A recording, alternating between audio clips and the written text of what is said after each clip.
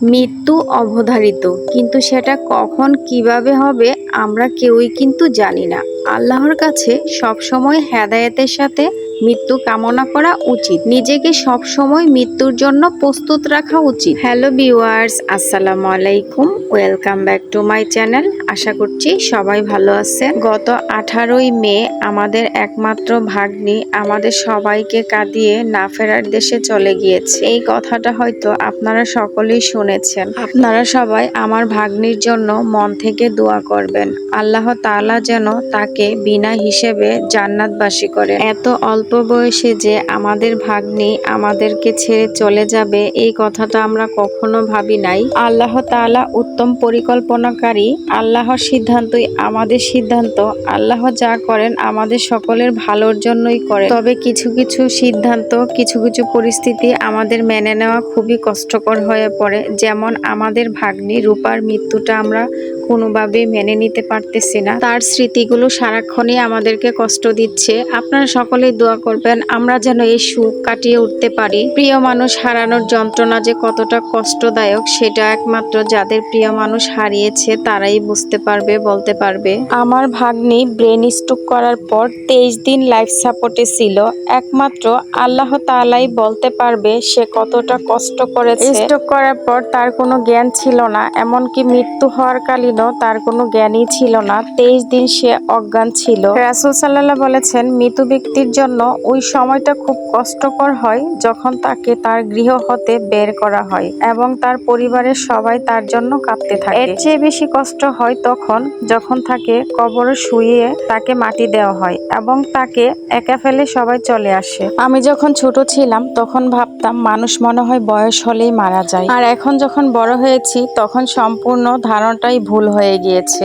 মানুষের বয়স লাগে না। যেমন আমাদের ভাগ্নি রূপার বয়স কিন্তু 19 বছর ছিল। এই অল্প বয়সে সে এই পৃথিবী ছেড়ে চলে গিয়েছে। আল্লাহ তাআলা যার যতদিন হায়াত রেখেছেন, রিজিক রেখেছেন, ততদিনই কিন্তু পৃথিবীতে থাকতে পারবেন। এর 1 সেকেন্ড বেশিও না, 1 সেকেন্ড কমও না। আমার ভাগ্নি কিন্তু অনেক ভালো মানুষ ছিলেন।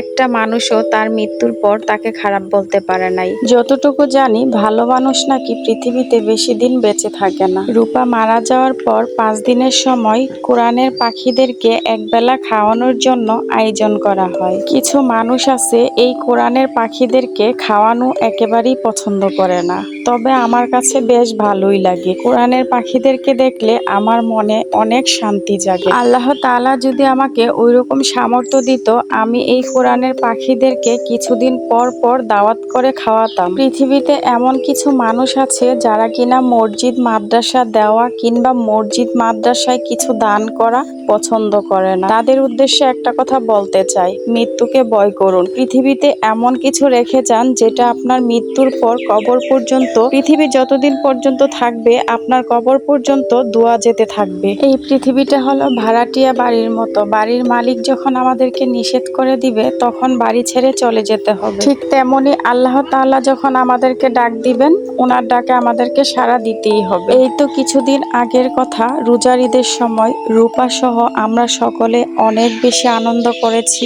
তখনও কিন্তু আমরা জানতাম না যে আমাদের মাঝখান থেকে কেউ একজন পৃথিবী ছেড়ে চলে যাবে। লাস্টের রোজার দিন আমরা সবাই একসাথে ইফতার করেছিলাম, সেখানে রূপাও ছিল। ইফতার করার সময় আমি আবার এই কথাটা বলেছিলাম, এই রমজানে আমরা সবাই একসাথে ইফতার করতেছি, জানি না আগামী রমজানে আমরা কে কোথায় থাকবো। আমরা কেউ কি জানতাম যে রূপা আমাদের মাঝখান থেকে চলে যাবে, আমাদেরকে ছেড়ে চলে যাবে? শুধু রূপা না, আমাদেরকেও যেতে হবে, আপনাকেও যেতে হবে। সেজন্য মৃত্যুর জন্য সবসময় প্রস্তুত থাকতে হবে। আমরা দিনের বেশিরভাগ সময়ই দুনিয়াদারি নিয়ে ব্যস্ত থাকি। একটা জমি কেনার পর আরেকটা জমি কেনার চেষ্টা করি, একটা বাড়ি কেনার পর আরেকটা বাড়ি কিনা নিয়ে ব্যস্ত থাকি। 10 লাখ টাকা ব্যাংকে থাকলে সেই 10 লাখ টাকাকে কিভাবে 20 লাখ টাকা বানানো যায় সেই কল্পনা নিয়ে ব্যস্ত থাকি। একবারও কি গভীরভাবে ভেবে দেখেছেন এই টাকা পয়সা অর্থ সম্পদ দিয়ে কি করবেন, কি হবে? মৃত্যুর পর আপনার আমার সঙ্গে আমল ইমান ছাড়া কোনো কিছুই নিতে পারবো না। টাকা পয়সায় যদি সবকিছু হতো তাহলে আমরা কিন্তু রূপাকে বাঁচিয়ে রাখতে পারতাম। আল্লাহর রহমতে রূপার মার কিন্তু টাকা পয়সা কোনো কিছুরই অভাব ছিল না। এমন কোনো সিস্টেম যদি থাকতো যে রূপাকে আমরা 10 লাখ টাকার বিনিময়ে বা 20 লাখ টাকা টাকার বিনিময়ে আমাদের মাঝে আবার ফিরে পাবো, সেটাও আমরা করতাম। কিন্তু আল্লাহ তাআলার কি বিধান, জীবনের শেষ পর্যায়ে এসে কোনো কিছুই আর কাজে লাগে না। রূপাকে বাঁচিয়ে রাখার জন্য আমরা অনেক চেষ্টা করেছি, কিন্তু আমরা পারি নাই, আমরা ব্যর্থ। আমার মেয়ে নাই, তাই তোমাকে সবসময় মেয়ের মতোই দেখতাম। জীবনে চলার পথে যদি কোনো ভুল ত্রুটি হয়ে থাকে, মনের অজান্তে যদি কোনো কষ্ট দিয়ে থাকি, তাহলে ক্ষমা করে দিও। মামি হিসাবে কেমন ছিলাম সেটা আমি জানি না, তবে তোমার কথা মনে হলে অনেক বেশি কষ্ট হয়। প্রতি নামাজে আল্লাহ তাআলার কাছে তোমার জন্য দোয়া চাই, আল্লাহ তাআলা যেন তোমাকে বিনা হিসাবে জান্নাতবাসী করে। যখন এই কথাটা মনে হয়